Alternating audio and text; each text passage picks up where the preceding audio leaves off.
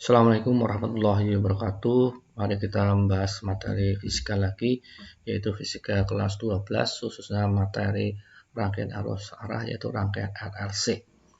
Pada rangkaian RLC, diharapkan kita setelah mempelajari, kita akan mengetahui, bisa menjelaskan rangkaian arus RLC. Kita atau siswa diharapkan untuk mengetahui apa hambatan murni, hambatan induktif, dan hambatan kapasitif. Kemudian juga dihadapkan bisa menghitung impedansi atau hambatan total yang ada pada rangkaian RLC yang dirangkai secara seri. Kemudian diharapkan juga bisa menghitung tegangan speed. Kemudian yang kelima dapat menganalisis apakah rangkaian RLC itu bersifat induktif ataukah rangkaian RLC itu bersifat kapasitif. Kemudian yang terakhir juga diharapkan untuk bisa menghitung, memahami rangkaian RLC sehingga kita bisa paham lebih lanjut. Kemudian rangkaian RLC itu rangkaian yang terdiri dari R yaitu hambatan murni, L induktasi, C itu kapasitif dihubungkan dengan sumber tekanan. Nah, kemudian pada saat kita itu mencari tegangan speed V yang ada pada titik ujung R sampai ujung C itu merupakan hasil fasor.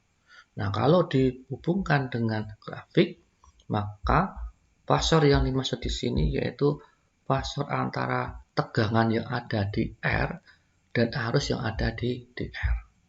Nah, kita sudah mengetahui bersama bahwa tegangan yang ada di R ya, dengan I yang ada di R itu sefase.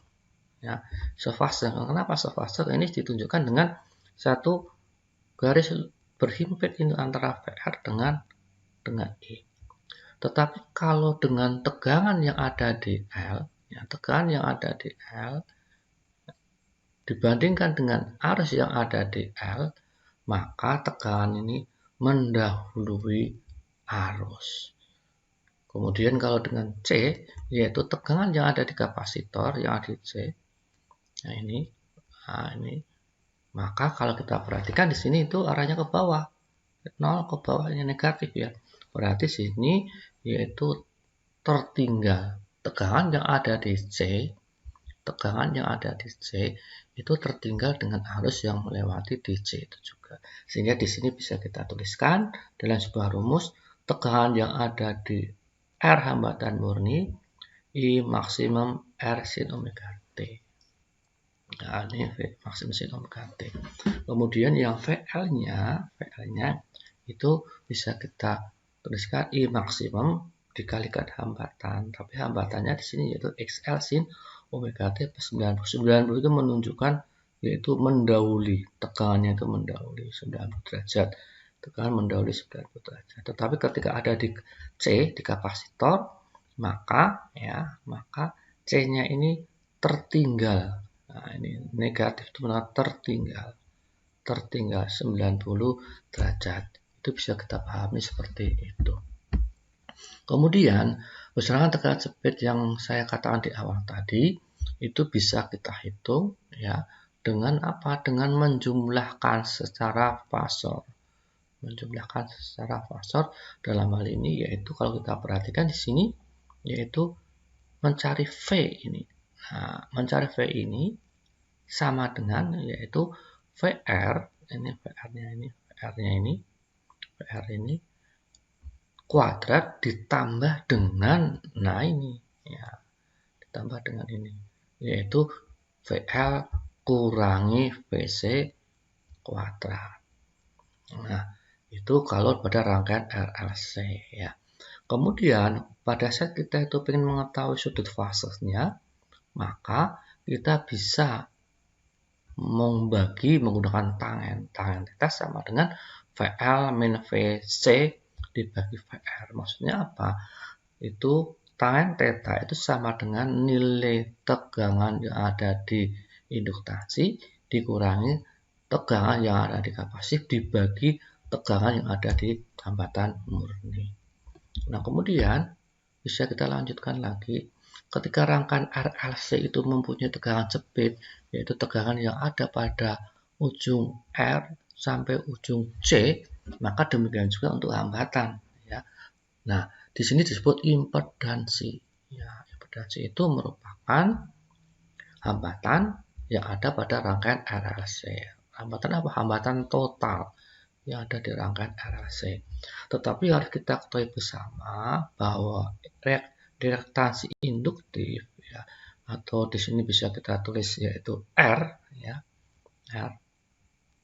Nah, induktif XL berarti itu harus bisa kita hitung dengan cara itu omega kali L. Ya.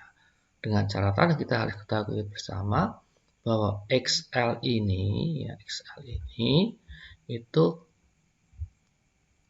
omeganya itu merupakan 2 dikalikan frekuensi. Berarti ini 2 PFL. Nah, ini untuk reaktansi induktif atau bisa juga ditulis XL.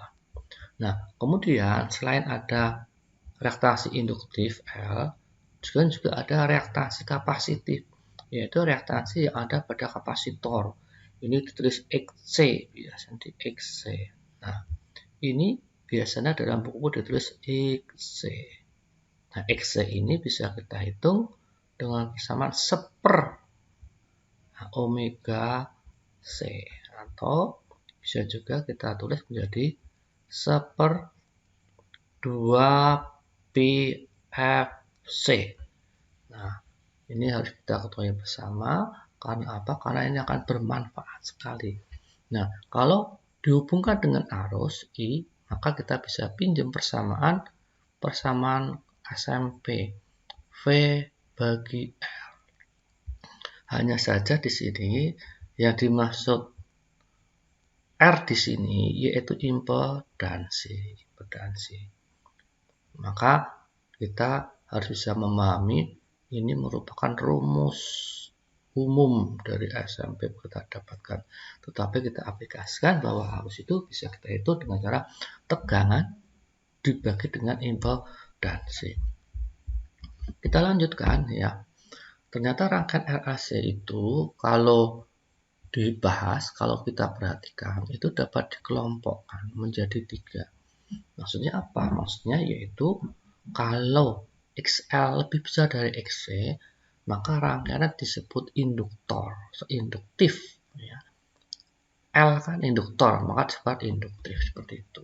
Sehingga bisa kita ketahui bersama ya, sudut fasanya itu merupakan hasil bagi antara XL, nah XC dibagi apa? Dibagi R itu sendiri. Nah, R sendiri. Tetapi kalau yang kedua bisa bersifat apa? Bersifat kapasitif. Maka kalau bersifat kapasitif, ya kita tangennya itu sudut fasenya itu bisa kita hitung kapasitif, berarti XC-nya lebih besar. XC kurangi XL ya dibagi dengan R. Nah, seperti ini yang harus kita pahami bersama. Nah, kemudian di sini yang ketiga, rangkaian RLC itu bisa ternyata XL itu sama dengan XC seperti itu. Nah, kalau rumus awalnya itu bahwa impedansinya itu sama dengan akar ini. Akar apa? Akar R kuadrat plus gini ya. XL min XC kuadrat ya. XC kuadrat. Nah, kalau sama berarti kan di sini bisa kita tuliskan kalau sama ya. X akar ya ini R kuadrat plus 0 ya. Karena apa ya? Ini karena XL-nya sama dengan XC. Nah, sehingga bisa kita simpulkan bahwa ternyata di sini Z-nya itu sama dengan R. Ini jadi ke sini sama dengan R. Kemudian kita lanjutkan. Nah, pada saat sama dengan R, ya, pada saat sama dengan R, maka kita bisa mengatakan itu syarat untuk terjadi frekuensi. Nah, sama dengan R. Nah, maka tadi XL-nya sama dengan XC gitu kan. Seperti itu. Ini merupakan syarat ya. Syarat terjadi frekuensi. Syarat terjadi ya. Terjadinya apa? Terjadinya ini. Nah, frekuensi. Sehingga kalau kita uraikan ya, di sini bisa kita tulis menjadi omega L sama dengan 1/omega C. Nah, kalau ini saya pindah ke kiri, maka bisa kita tulis omega L kali omega C sama dengan 1. Nah, ini omeganya sama, maka menjadi omega kuadrat L kali C sama dengan 1. Maka kalau ini omega kuadrat, ini kita pindah ke kanan semua. Ini pindah ke kanan, ini pindah ke kanan ya. Maka ini menjadi berapa seper LC ini? Ya, gitu kan. Seper LC seperti itu. Nah, kemudian kalau ini omega ya. Omega seperti ini.